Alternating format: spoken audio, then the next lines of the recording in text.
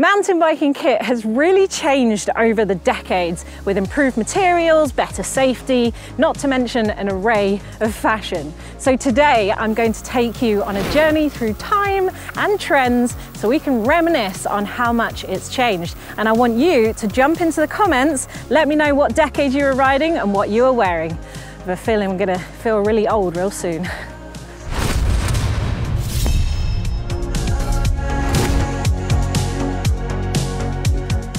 In the late 70s and the early 80s, the Olympics and the Tour de France were big global spectacles, but mountain biking wasn't really a used term or a recognised sport back then.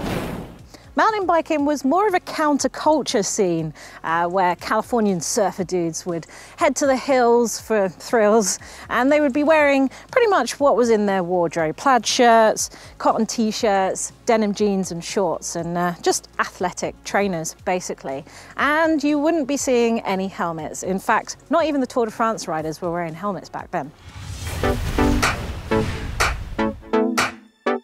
In a decade that was obsessed with Nokia phones and Jurassic Park and the Spice Girls, big-time actor Will Smith was going from the Fresh Prince of Bel-Air over to Independence Day in 1996. However, the mountain biking scene was still obsessed with jazzy Fresh Prince-style lycra with roadie glasses and cut-off fingerless gloves.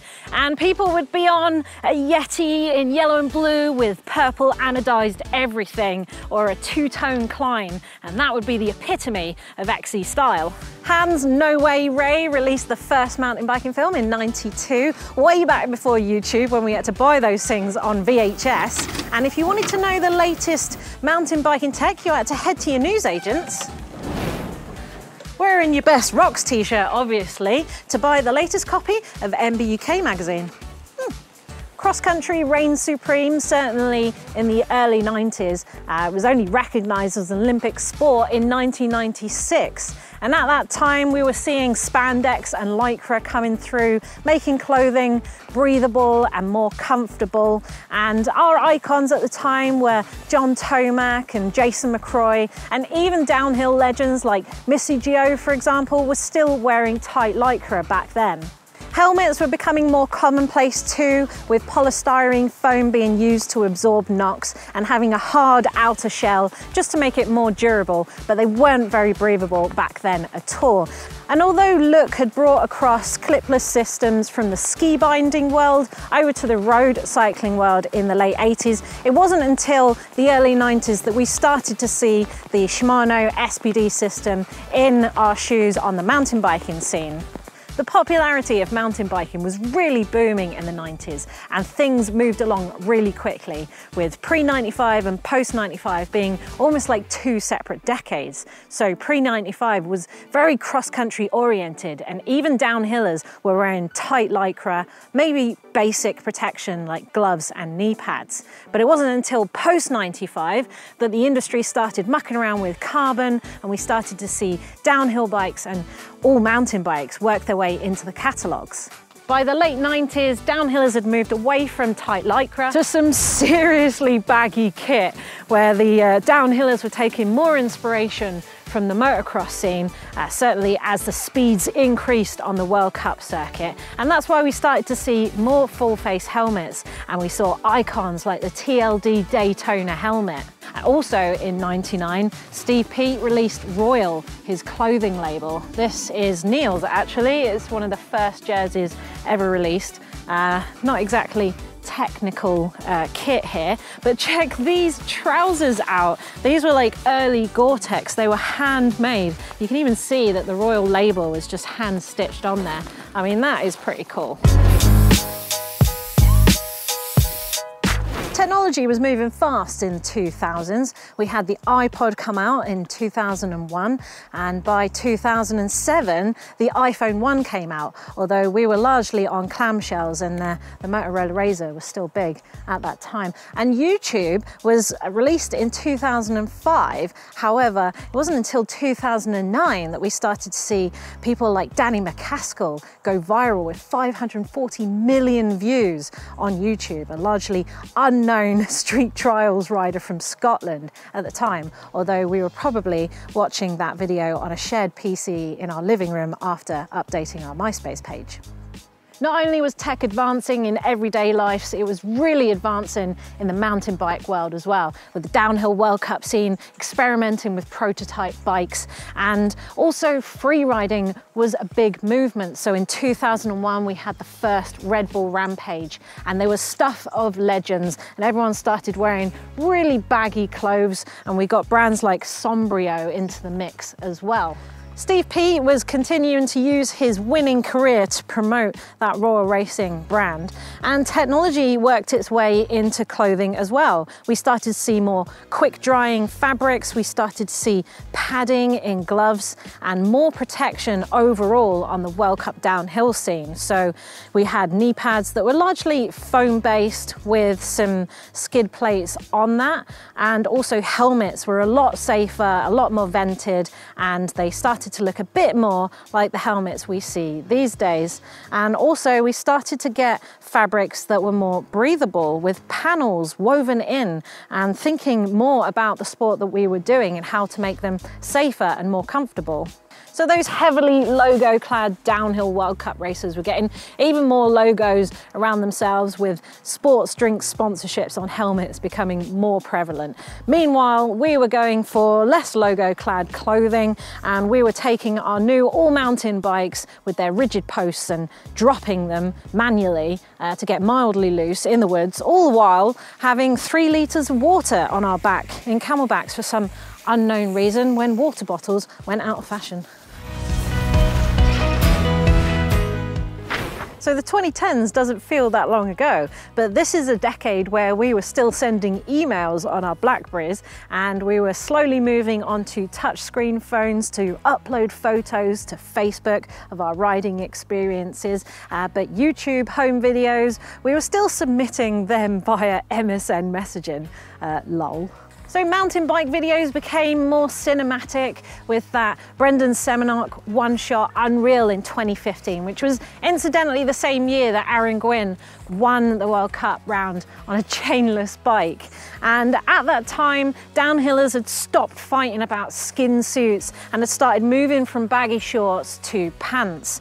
Steve P was winding up a winning career in the downhill, while Nino Schurter was starting to build his winning or record-breaking career in cross-country. Incidentally, he did draw our attention to 650B, although it didn't last very long in cross-country as they started to move to 29er. However, downhillers were still looking at 29ers with skepticism as late as 2017, and we really started to see the mountain biking world divide into different genres, with cross-country being about 29 and downhillers being about 650B. Cross-country was moving in a direction that was all about power and performance. So you would see racers with typically carbon-soled shoes and aerodynamic skin suits, whereas downhill and all-mountain was still about the baggies, but they were more concerned with safety. So we saw technology like D3O come into play, which was a soft material that actually hardened under impact. So that was better than the skid plates that we had in the early 2000s. We also saw technology like MIPS come about, which soon became the gold standard of safety and was in all high-end helmets. And this would help lessen the damage to your head under impacts that were subject to rotational forces. It was also the time when Smith started to come out with helmets with coiroid technology in here, which should dampen blows better than polystyrene. Now don't forget that this was the decade that brought us the Enduro World Series, where riders were heading out into the hills for big XC-style rides, but they were doing timed descents, which meant that they wanted half lids for the liaisons, but they also wanted a full face for the descent, which is why I think it was a big trend to have massive backpacks and the capability of carrying around a full face helmet on them, as was the trend for Euro Fluoro and these sort of disco style pajamas, as I like to call it. Glad those times have moved on. So it may not seem like much has changed over the last decade, other than opting for maybe slightly more muted colours, and pants and trousers definitely become a thing, which I'm on board with. But also the hidden technology within fabrics definitely has moved on, with the likes of DWR treated clothing, Gore-Tex shoes, for example. Even our backpacks have become waterproof with integrated protection inside of them. Although a lot of us at present are probably opting for the hip pack, probably because integrated tool storage on bikes has become a bit more prevalent. But also look at the downhill World Cup scene when we saw Bruni in his new Specialized kit, which is loose but also aerodynamic, but also stretching in all manner of directions.